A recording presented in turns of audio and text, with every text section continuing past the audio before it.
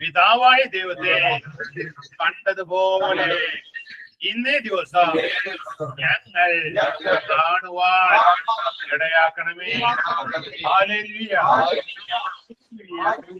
Hallelujah, ഹല്ലേലൂയ.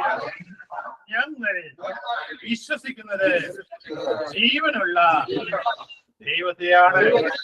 ഹല്ലേലൂയ, ഹല്ലേലൂയ. ഞങ്ങൾ വിശ്വസിക്കുന്നത്, ആരാധിക്കുന്നത് ജീവനുള്ള ദൈവത്തെയാണ്.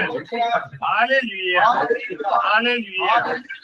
ഞങ്ങളുടെ ഇടയിൽ ജീവിച്ച് മരിച്ച് ഉയർത്തെഴുന്നേറ്റ് പിതാവായ ദൈവത്തിന്റെ വലതുഭാഗത്ത് ഇപ്പോൾ ഇരിക്കുന്ന യേശുവിൽ ഞാൻ വിശ്വസിക്കുന്നു.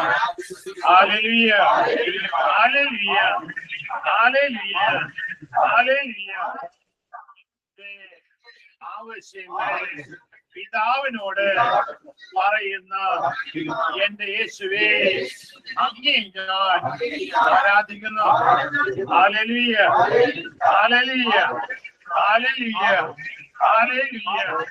യേശുവേ, ഭൂമിയിലായിരിക്കുമ്പോൾ അവിടുന്ന് കൽപ്പിച്ചിട്ടുണ്ടല്ലോ, എന്റെ നാമത്തിൽ പിതാവിനോട് ചോദിക്കുന്നത് എന്തോ അവിടുന്ന് ഞങ്ങൾക്കായി നൽകുമെന്ന് ഈ വചനത്തിൽ ഞങ്ങൾ വിശ്വസിക്കുന്നു, ഏറ്റു പറയുന്നു. ആ വചനത്തിന്റെ അധികാരത്തോടെ ഞങ്ങൾ ഇതാ ചോദിക്കുന്നു, ഞങ്ങൾക്ക് പരിശുദ്ധാത്മാവിനെ അയക്കണമേ. Hallelujah, hallelujah. ഇന്നും ഇന്നലെയും നാളെയും തിരിച്ചറിയുവാൻ കഴിയുന്ന പരിശുദ്ധാത്മ ജ്ഞാനം കൊണ്ട് ഞങ്ങളെ നിറയ്ക്കണമേ. Hallelujah, hallelujah. ഇന്നലെയും ഇന്നും നാളെയും കാണിച്ചു തരുവാൻ, നടത്തുവാൻ കഴിവുള്ള എന്റെ പരിശുദ്ധാത്മാവേ, ഈ നിമിഷം എന്നിലേക്ക് ഇറങ്ങി വരണമേ. ഹല്ലേലൂയ, ഹല്ലേലൂയ, ഹല്ലേലൂയ, ഹല്ലേലൂയ. ലോകത്തിലുള്ള സകല വസ്തുക്കളുടെ മുകളിൽ ഞങ്ങൾക്ക് അധികാരം തന്ന എന്റെ യേശുവേ, ഈ നിമിഷം സ്വർഗത്തിലിരുന്ന് ഞങ്ങളെ നോക്കുന്നത് ഞങ്ങൾ കാണട്ടെ. Hallelujah, hallelujah. ഒരു നിമിഷം കർത്താവിന്റെ കരങ്ങളിലേക്ക് എന്റെ കർത്താവായ യേശു പിതാവായ ദൈവത്തിന്റെ വലത്തുഭാഗത്തിരിക്കുന്നതും എന്നെ നോക്കുന്നതും ഈ ഭവനം കാണുന്നതും എന്റെ ഭവനവും തൊഴിൽശാലയും ജീവിത പങ്കാളിയും മക്കളും എവിടെയായിരുന്നു കൊള്ളട്ടെ, അവരെയെല്ലാം കാണുന്ന എന്റെ യേശുവിനെ ഈ നിമിഷം കണ്ടുകൊണ്ട്, എന്നെ നോക്കുന്ന എന്റെ യേശുവിനെ കണ്ടുകൊണ്ട് സ്തുതിക്കട്ടെ. ഹല്ലേലൂയ, ഹല്ലേലൂയ,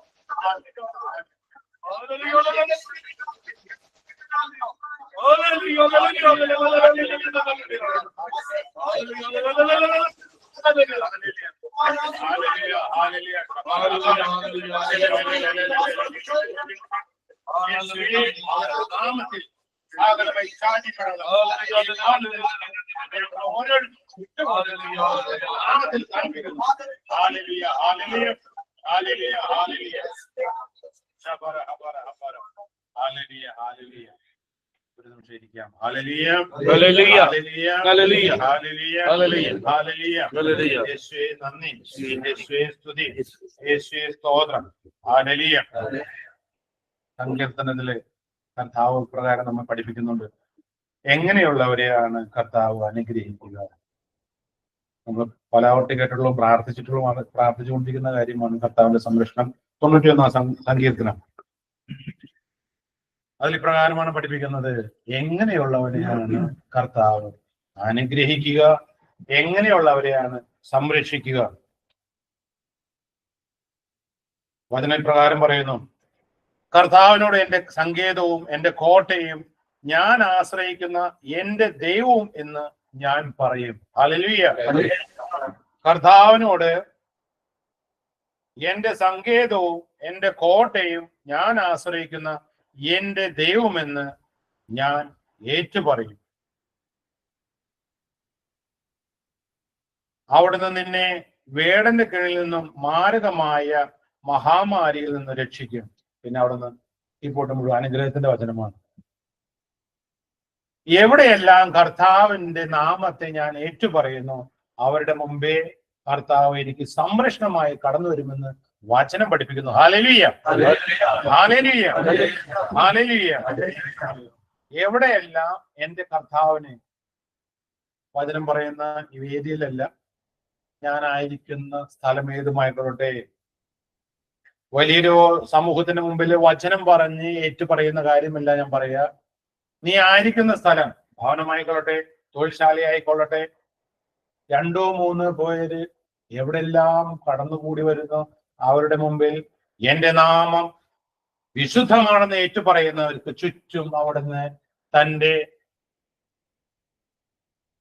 സംരക്ഷകനെ, തന്റെ ദൂതരെ അയച്ചുകൊണ്ട് കോട്ട കെട്ടി സംരക്ഷിക്കുന്ന വചനം പറയുന്നു.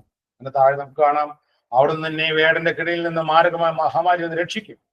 തന്റെ തൂവലുകൾ കൊണ്ട് അവിടുന്ന് തന്നെ മറച്ചുകൊള്ളും. അവിടുത്തെ ചിറകളുടെ കീഴിൽ നിനക്ക് അഭയം ലഭിക്കും. അവിടുത്തെ വിശ്വസ്ത നിനക്ക് പരിചയമായിരിക്കും. തിരുവചനത്തിന് പ്രകാരം പറയുന്നു, നിന്റെ വർഷങ്ങൾ 1000 മരിച്ചു വീണേക്കാം, നിന്റെ വലത്ത് വശത്ത് 10,000 നിനക്ക് ഒരു അനർത്ഥവും സംഭവിക്കില്ല. എപ്പോഴാണ് അത് സംഭവിക്കുക? വചനം പറയുന്നു, ഞാൻ അവനെ മോചിപ്പിക്കുകയും മഹത്വപ്പെടുത്തുകയും ചെയ്യും, ദീർഘായുസ് നൽകി ഞാൻ അവനെ സംതൃപ്തനാക്കും. എപ്പോഴാണ്? നിന്റെ കർത്താവായ ദൈവത്തെ നീ എപ്പോഴാണ് നിന്റെ സംരക്ഷകനായി സ്വീകരിച്ച്, നിനക്ക് ആശ്രയിക്കാവുന്ന വ്യക്തിയായി സ്വീകരിച്ച്, എപ്പോഴാണ് നിന്റെ കോട്ടയായി, നിന്റെ നാളേക്കും ഇന്നേക്കുമുള്ള സംരക്ഷകനായി നീ സ്വീകരിക്കുന്നു?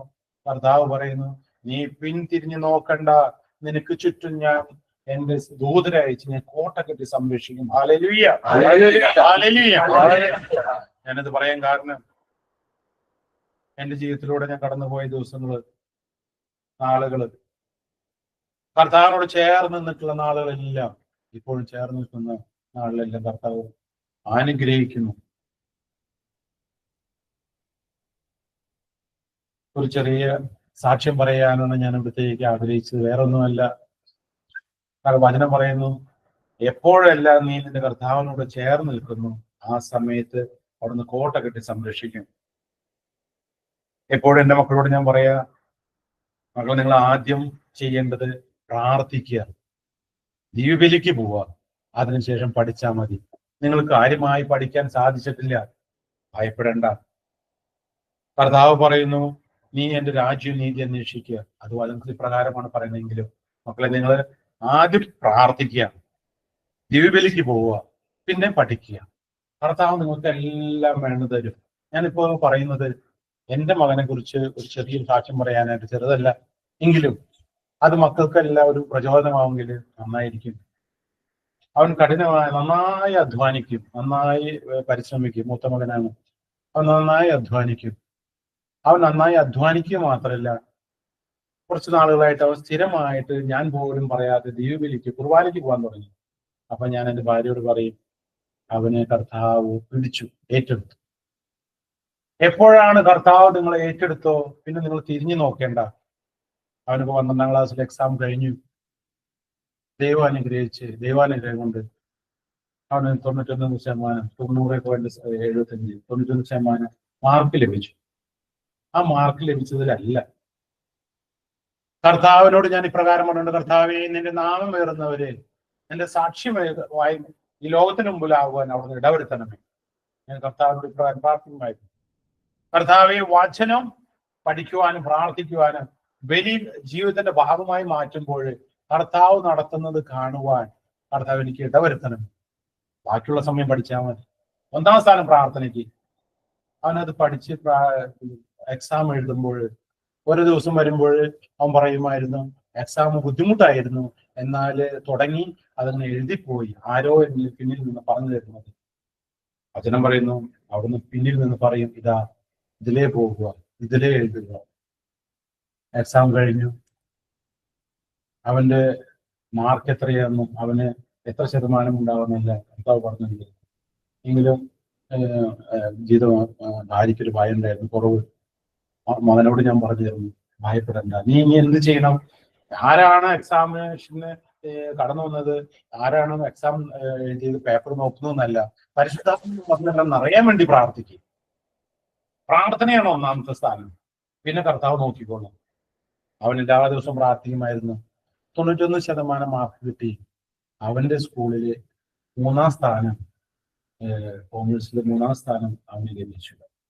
സ്ഥാനമാനങ്ങളല്ല. കർത്താവ് എങ്ങനെയാണ് പ്രാർത്ഥനയ്ക്ക് 1-ാം സ്ഥാനം കൊടുത്തിട്ട് നിങ്ങൾ ജീവിതത്തിൽ മുന്നോട്ട് പോവുകയാണെങ്കിൽ സ്കൂളിൽ 3-ാം സ്ഥാനം ലഭിക്കുക എന്നുള്ളതല്ല, 1-ാം സ്ഥാനം ലഭിക്കുന്നില്ല. കർത്താവിന് 1-ാം സ്ഥാനം കൊടുത്ത് നീ മുന്നോട്ട് പോവുകയാണെങ്കിൽ ഒരു കാര്യത്തിൽ നിങ്ങൾക്ക് പിന്നോട്ട് പോകേണ്ടി വരില്ല. ഹല്ലേലൂയ, ഹല്ലേലൂയ, ഹല്ലേലൂയ. വചനം പറയുന്നു, അവിടുന്ന് എന്റെ കർത്താവിനോട് എന്റെ സങ്കേതവും എന്റെ കോട്ടയും ഞാൻ ആശ്രയിക്കുന്ന എന്റെ ദൈവമാണെന്ന് ഞാൻ എപ്പോ ഏറ്റു പറയുന്നു. സകലത്തിന്റെ മുകളിൽ കർത്താവ് എനിക്ക് അധികാരം നൽകി. കർത്താവ് നൽകിയ അനുഗ്രഹങ്ങൾക്ക് ഞാൻ നിങ്ങളുടെ മുമ്പിൽ നന്ദി പറയുകയാണ്. അതുപോലെ തന്നെ സിജോ ബ്രദറിന്റെ മോൾക്ക് നല്ല വിഷയം നൽകി അനുഗ്രഹിച്ചു. ഒരു നിമിഷം നമുക്ക് ഏറ്റുനിൽക്കാം. എന്നിട്ട് ഞാൻ ആഗ്രഹിച്ച് എനിക്ക് ഇത്ര വേണമെന്നൊന്നും കർത്താവിന്റെ മുമ്പിൽ ഞാൻ പറഞ്ഞിട്ടില്ല. പക്ഷെ കർത്താവ് പറയുന്നു, ആരുടെ മുമ്പിൽ നീ എന്നെ ഏറ്റു പറയുന്നു അവരുടെ മുമ്പിൽ ഞാൻ നിന്നെ ഉയർത്തും. Hallelujah, hallelujah. നിങ്ങൾ പ്രാർത്ഥിക്കുവാനായിട്ട് പുസ്തകങ്ങൾ എടുക്കുമ്പോൾ അതിന് മുൻപേ നിങ്ങൾ പ്രാർത്ഥിക്കണം. ഒരു പ്രവർത്തനത്തിലേക്ക് കടക്കുന്നതിന് മുമ്പ് പ്രാർത്ഥിക്കണം. ദൈവബലിക്ക് നിങ്ങൾ 1-ാം സ്ഥാനം കൊടുക്കണം. ബാക്കിയെല്ലാം ജീവിതത്തിൽ നിങ്ങളെ കൂട്ടിട്ട് കർത്താവ് നയിക്കും. ഹല്ലേലൂയ. കർത്താവിന്റെ കരങ്ങളിലേക്ക് നമ്മുടെ ആഗ്രഹങ്ങളും ആവശ്യങ്ങളും എല്ലാം സമർപ്പിക്കാം. ഇന്നത്തെ ദിവസം വചനം പങ്കുവെച്ച് കടന്നു വന്നിരിക്കുന്ന ബ്രദറിനെ നമുക്ക് സമർപ്പിക്കാം. സമർപ്പിക്കാം. പരിശുദ്ധാത്മാവ് മകനിലേക്ക് ഇറങ്ങി വരണം, നിറയണം. ഈ ഭാഗം നിറയണം. ആ മകനിലൂടെ എന്റെ വിശ്വാസം വർദ്ധിപ്പിക്കുവാൻ, എന്റെ കർത്താവിനെ ഓരോ ദിവസവും